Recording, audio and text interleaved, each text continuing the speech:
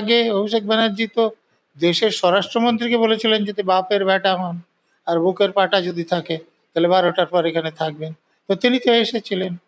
তো যার বুকের পাটা এত বেশি এবং তার বাপের বেটা, এখন বাপকে সেটা তিনি বলেননি, তো সেই বাপের বেটা তো ঘরে ঢুকে বসে আছে। জামিন অযোগ্য ধারায় মামলা হয়েছে অভিষেক বন্দ্যোপাধ্যায়ের বিরুদ্ধে। তো ধারাটা যদি জামিন অযোগ্য হয় তাহলে সেই ধারাতেই মামলা হবে, হওয়াই উচিত। জেল যাত্রা কি নিশ্চিত? দেখুন সেটা নির্ভর করবে, তদন্তকারী অফিসার তদন্ত করে তাকে কোর্টে পাঠাবেন। কোর্টের জজ সাহেব প্রমাণ দেখে মনে করছেন যে তাকে জেলে পাঠানো উচিত, তাহলে জেল যাত্রা নিশ্চিত হবে। তাহলে কি এবার মানে অভিষেক বন্দ্যোপাধ্যায়ের পরে মমতা বন্দ্যোপাধ্যায়ও বিপাকে পড়তে পারে?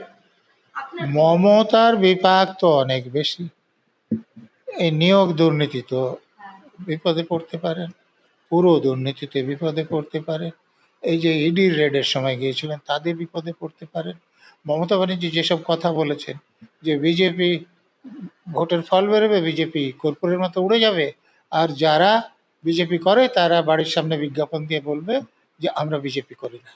তা এখন কি উনি বাড়ির সামনে বিজ্ঞাপন দিয়ে বলছেন যে আমি তৃণমূল করি না? এখন তো উনি হাইকোর্টে একেবারে আইনজীবীদের পোশাকে কোট গাউন পরে মামলা লড়তে যাচ্ছেন। সেটা উনি জানেন না যে রেজিস্ট্রেশন না থাকলে প্র্যাকটিস করা যায় না, চলে গিয়েছেন। তো উনি তো এরকম অনেক কাজই করেন। চন্দ্রিমাও তো গেছিলেন তার সাথে। তো চন্দ্রিমা তো তারই যোগ্য শিষ্য। তো তারা তাদের রেজিস্ট্রেশন আছে কিনা দেখুন, যদি সাসপেন্ড হয়ে থাকেন সেটা নবীকরণ করুন, তারপর যান না তারা। কেসে গেলে মক্কেলদের তো সর্বনাশ করবেন যারা আইন জানেন না।